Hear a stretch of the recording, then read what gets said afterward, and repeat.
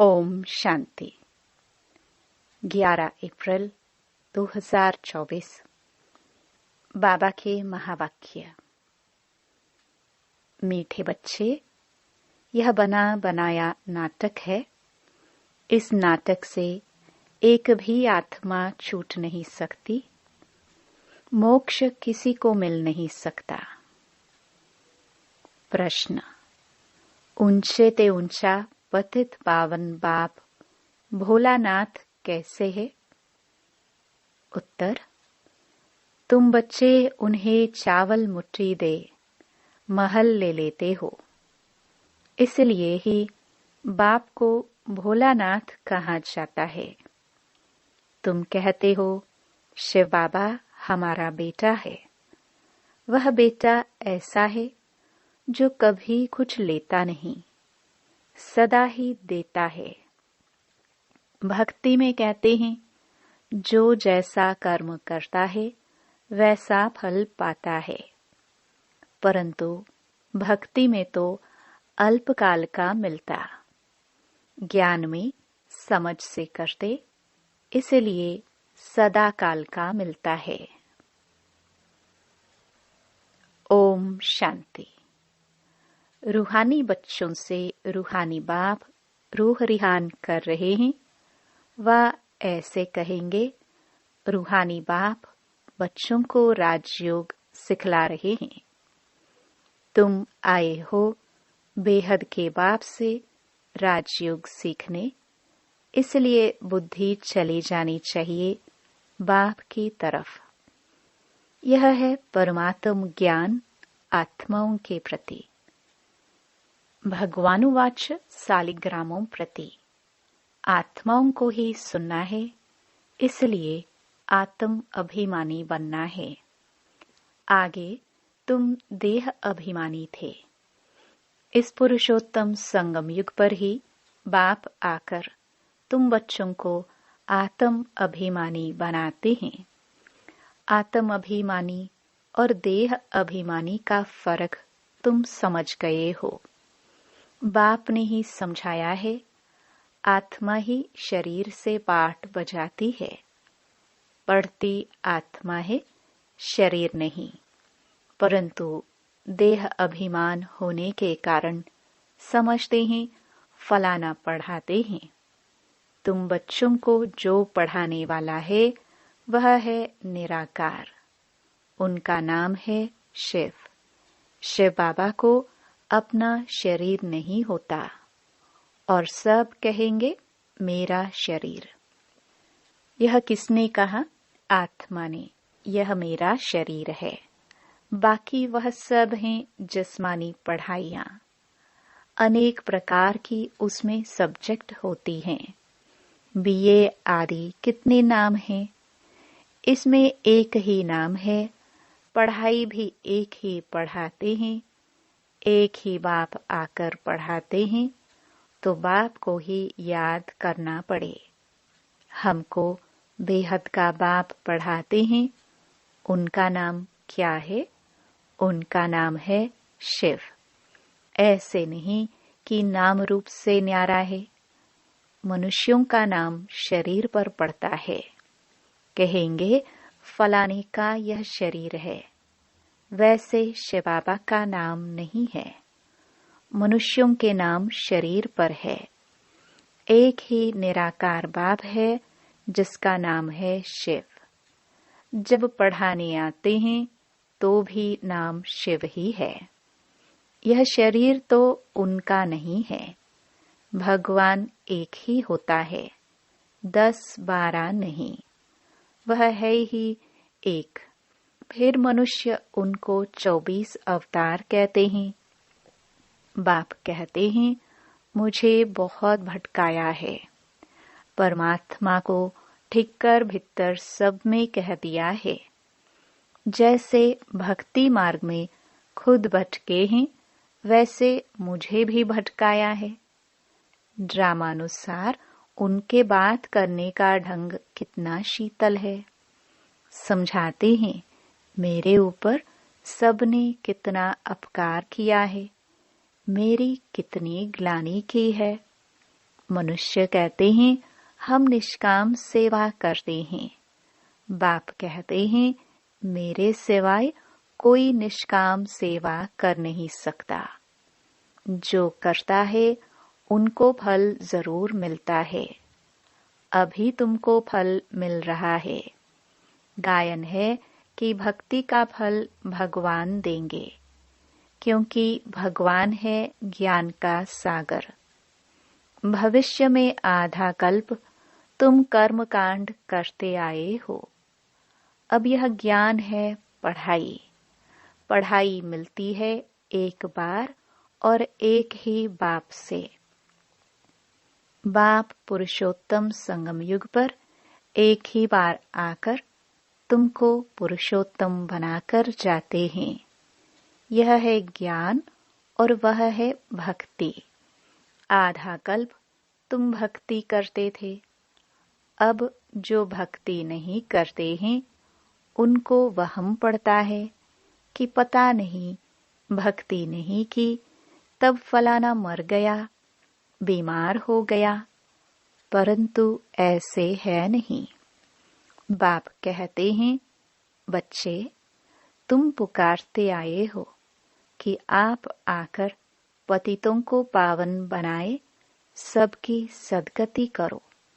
तो अब मैं आया हूँ। भक्ति अलग है, ज्ञान अलग है। भक्ति से आधा कल्प होती है रात, ज्ञान से आधा कल्प के लिए होता है दिन। राम राज्य और रावण राज्य दोनों बेहद हैं। दोनों का टाइम बराबर है। इस समय भोगी होने कारण दुनिया की वृद्धि जास्ती होती है, आयु भी कम होती है। वृद्धि जास्ती न हो उसके लिए फिर प्रबंध रचते हैं।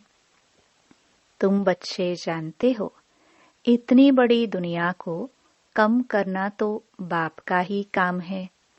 बाप आते ही है कम करने, पुकारते भी हैं बाबा आकर अधर्म विनाश करो, अर्थात सृष्टि को कम करो।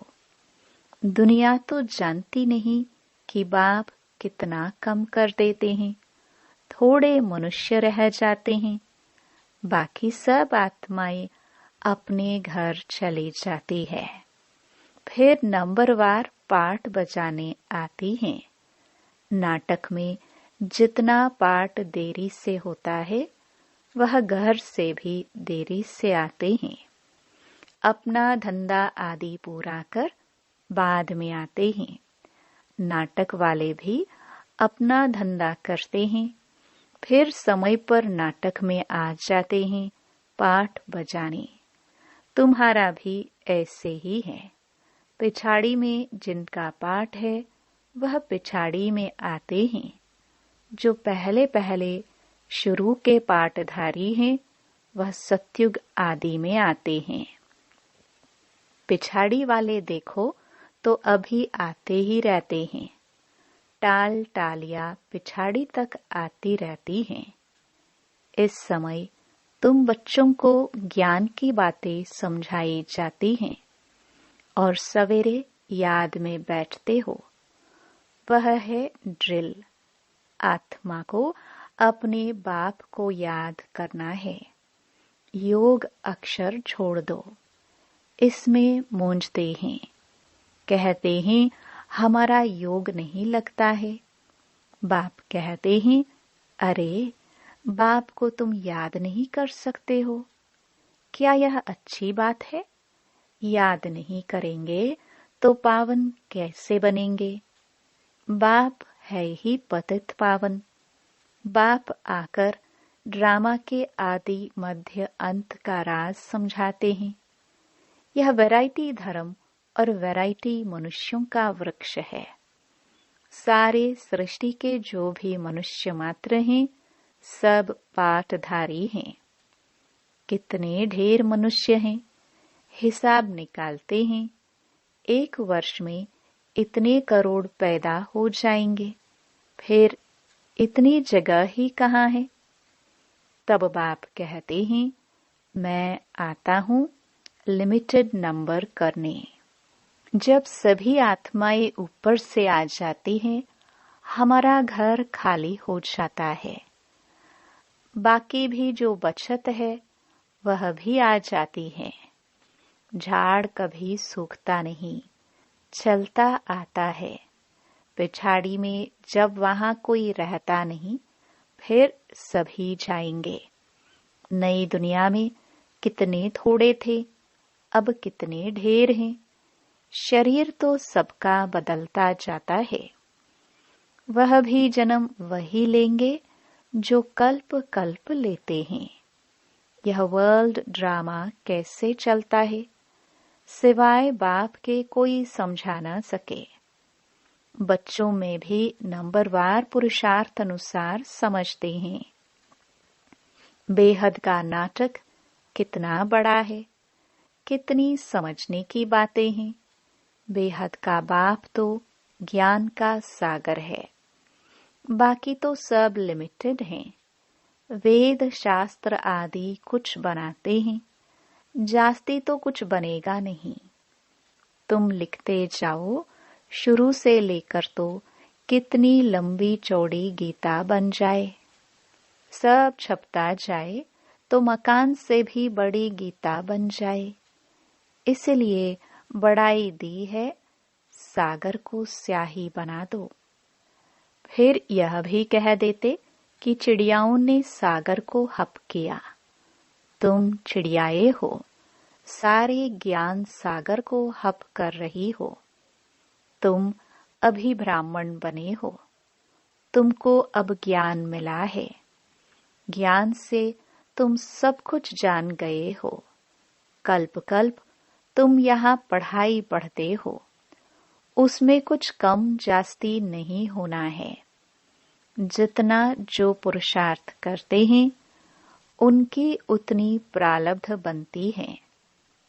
हर एक समझ सकते हैं हम कितना पुरुषार्थ कर कितना पद पाने के लायक बन रहे हैं। स्कूल में भी नंबरवार इम्तिहान पास करते हैं। सूर्यवंशी चंद्रवंशी दोनों बनते हैं। जो नापास होते हैं वह चंद्रवंशी बनते हैं। कोई जानते नहीं कि राम को बाण क्यों दिया है। मारा मारी की हिस्ट्री बना दी है। इस समय है ही मारा मारी। तुम जानते हो, जो जैसा कर्म करते हैं उसको ऐसा फल मिलता है। जैसे कोई हॉस्पिटल बनाते हैं तो दूसरे जन्म में उनकी आयु बढ़ी और तंदुरुस्त होंगे। कोई धर्मशाला स्कूल बनाते हैं तो उनको आधा कल्प का सुख मिलता है। यहाँ बच्चे जब आते हैं तो बाबा पूछते हैं, तुमको कितने बच्चे हैं? तो कहते हैं 3 लौकिक और 1 शिव बाबा, क्योंकि वह वर्षा देता भी है तो लेता भी है। हिसाब है ना, उनको लेने का कुछ है नहीं, वह तो दाता है। चावल मुट्ठी देकर तुम महल ले लेते हो, इसलिए भोलानाथ है। पतित पावन ज्ञान सागर है। अब बाप कहते हैं, यह भक्ति के जो शास्त्र हैं उनका सार समझाता हूँ। भक्ति का फल होता है आधा कल्प का। सन्यासी कहते हैं यह सुख काग विष्टा के समान है, इसलिए घर बार छोड़ जंगल में चले जाते हैं। कहते हैं हमको स्वर्ग के सुख नहीं चाहिए, जो फिर नरक में आना पड़े। हमको मोक्ष चाहिए। परंतु यह याद रखो कि यह बेहद का नाटक है। इस नाटक से एक भी आत्मा छूट नहीं सकती है, बना बनाया है। तब गाते हैं बनी बनाई बन रही, परंतु भक्ति मार्ग में चिंता करनी पड़ती है।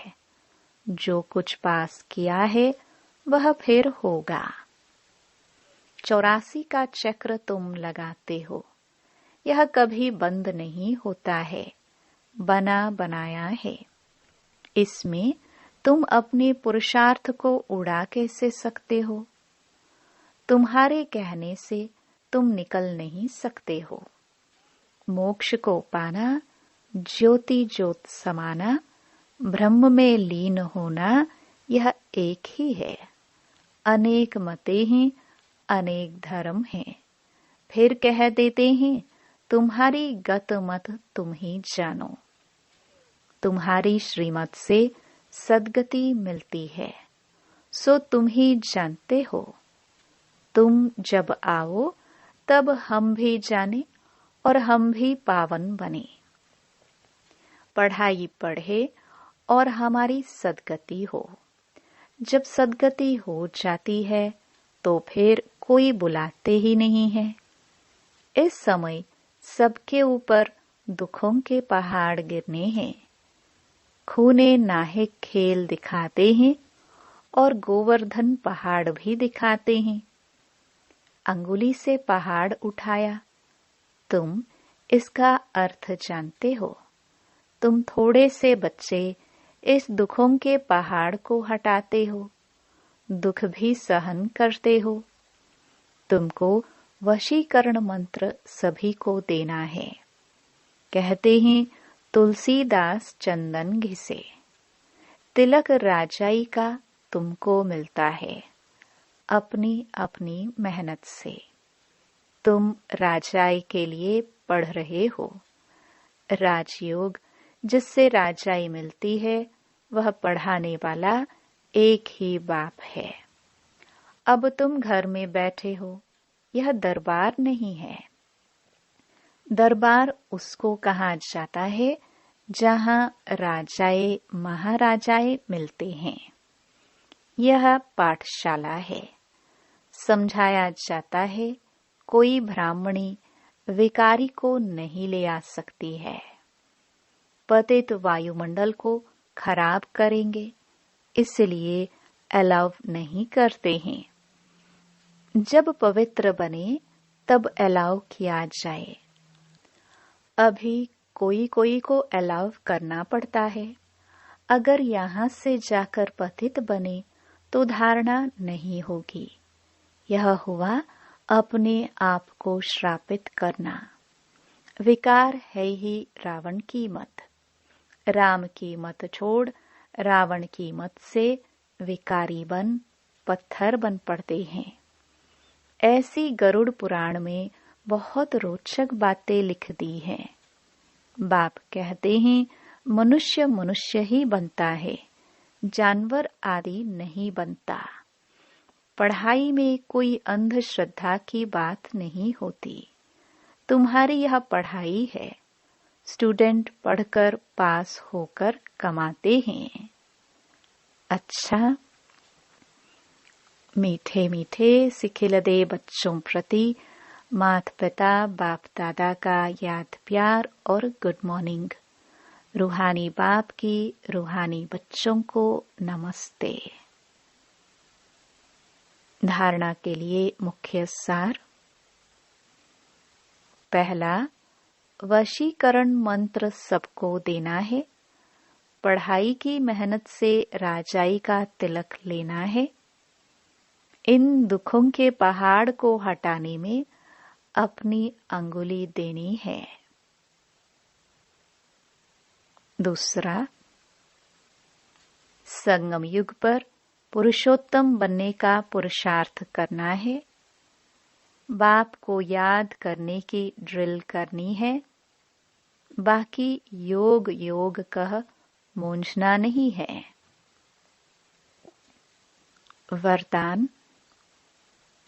सेवा में विघ्नों को उन्नति की सीढ़ी समझ आगे बढ़ने वाले निर्विघ्न सच्चे सेवाधारी भव।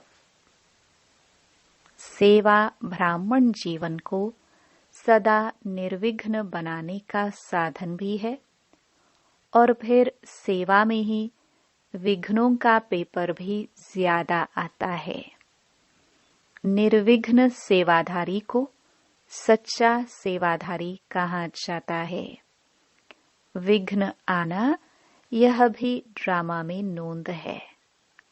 आने ही हैं और आते ही रहेंगे, क्योंकि यह विघ्न व पेपर अनुभवी बनाते हैं। इसको विघ्न न समझ, अनुभव की उन्नति हो रही है। इस भाव से देखो तो उन्नति की सीढ़ी अनुभव होगी और आगे बढ़ते रहेंगे। स्लोगन: विघ्न रूप नहीं, विघ्न विनाशक बनो। ओम शांति।